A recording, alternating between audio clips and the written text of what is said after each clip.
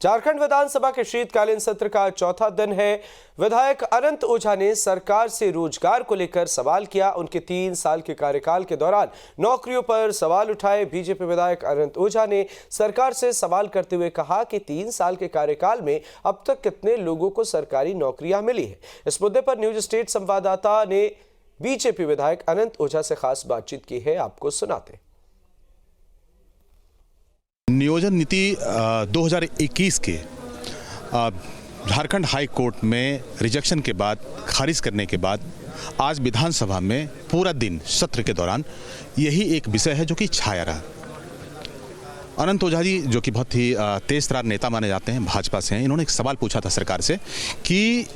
नियोजन नीति के तहत अब तक आपने कितने बच्चों को नौकरी दिया है। सरकार के जो जवाब हैं वो चौंकाने वाले हैं। खुद अनंत ओझा जी हमारे साथ में, हम उनसे जानने की कोशिश करेंगे कि पूरा ये विषय वस्तु था क्या, जो आपने सवाल पूछे बहुत ही गंभीर सवाल था, सरकार की तरफ से जवाब आया क्या? नहीं, देखिए, झारखंड विधानसभा के माध्यम से जो राज्य के युवाओं के सवाल थे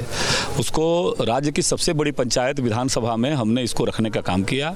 और हमने सरकार के सदन के माध्यम से सरकार से जानना चाहा कि राज्य में मात्र 35% पर ही सरकारी सेवा में कर्मी कार्यरत है,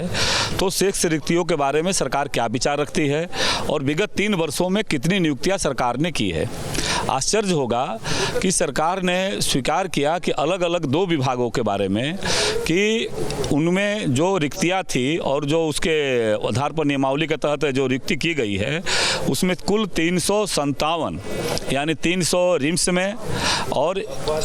56 अन्य सेवा में मात्र 357 नियुक्तियां ही इस 2-3 वर्षों के दरमियान हो पाई है और वह भी पूर्ववर्ती रघुवर दास सरकार की जो नियोजन नीति है उसके आधार को लेकर के किया गया है। बाद में सरकार ने स्वीकार किया, हमने सवाल किया था कि नियोजन नीति का आधार क्या था, तो उन्होंने 2016 का उन्होंने आधार बताया कि 2016 में हमने जो किया था उसी का आधार बना करके किया है और उन्होंने कहा कि हम 2021 में जो बनाए थे वो माननीय उच्च न्यायालय में वो जो केस नंबर है वो केस नंबर खारिज हो गया। फिर मैंने कहा कि इतनी बड़ी राज्य में नौजवानों, बड़ी संख्या में नौजवान तैयारी करते हैं और नौजवानों के रिक्तियां जो पड़ी हुई है उसको नियुक्ति का आधार क्या होगा, तो आश्चर्य होगा कि सरकार ने कहा कि विगत 11 नवंबर को